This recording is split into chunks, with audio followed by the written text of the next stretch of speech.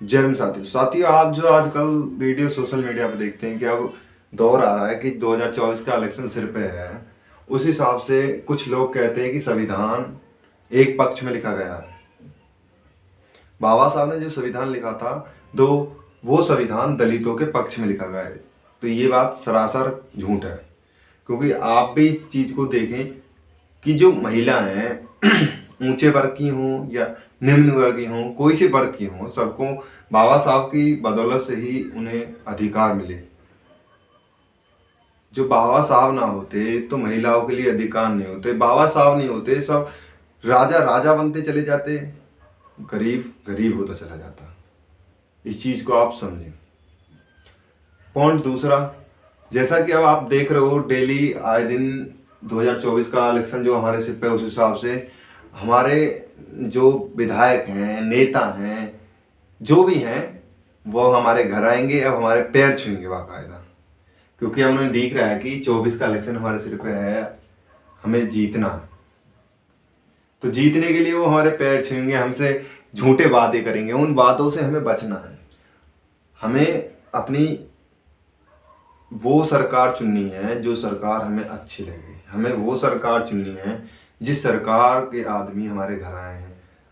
आप देखते हो कि कोई गांव का प्रधान बन जाए और जी जिला पंचायत हुआ प्लस विधायक हुआ, जब वोटिंग जरूरत पड़ती है तो उस टाइम पर तो वो आते हैं, आपके पैर छूएंगे, आपसे भाई साहब, बाबूजी, नमस्ते, पापा, यहाँ तक ही कहते हैं ना कि गधे को बाप बना लेते हैं। वही हाल करते हैं वो लोग।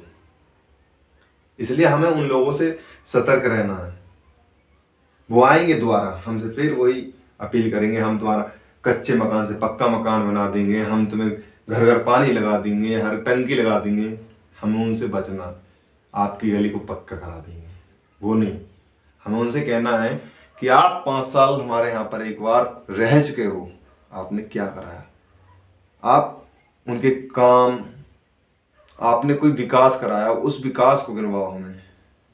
आप 5 साल में कै बार हमारे गांव में, हमारे मोहल्ले में आ चुके हो, उस चीज़ को गिनवाओ। आप जीतने के बाद अगर एक साल एक बार भी आ जाए, साल तो छोड़ो, एक बार भी, अगर साल में एक बार भी तुम घूमने आ जाओ, वो भी बहुत है। आप लोगों को ज़रूरत है तो आप पैर पूछ रहे हो, आपको ज़रूरत है तो आप माता बहन सब कुछ कहोगे आप। इसलिए मेरा मानना आप सभी से ये है कि सोच समझ के वोट दें। ये आपको अधिकार बाबा साहब ने दिलाया है। ये वोट का अधिकार आपका है, खुद का अधिकार है। आपकी मर्जी के बगैर इसे कोई गेन नहीं सकता इस वोट को। आप समझो इस बात को। मैं बाबा साहब की बदौलत से आज बोल पा रहा हूँ, नहीं तो कोई मतलब नहीं कि बोल पाए। इसलिए आपका एक वोट का अधिकार है। उस वोट के अधिकार को भी आप 70 रुपए के पौए में या खाने पीने में या 100-200 रुपए में आप बेचते हो, तो वो आप ना मर्द हो, आपके बस की कुछ नहीं है। आप एक वोट को बेच रहे हो। बाबा साहब ने आप सबको अधिकार दिए, या वो कोई भी कास्ट हो।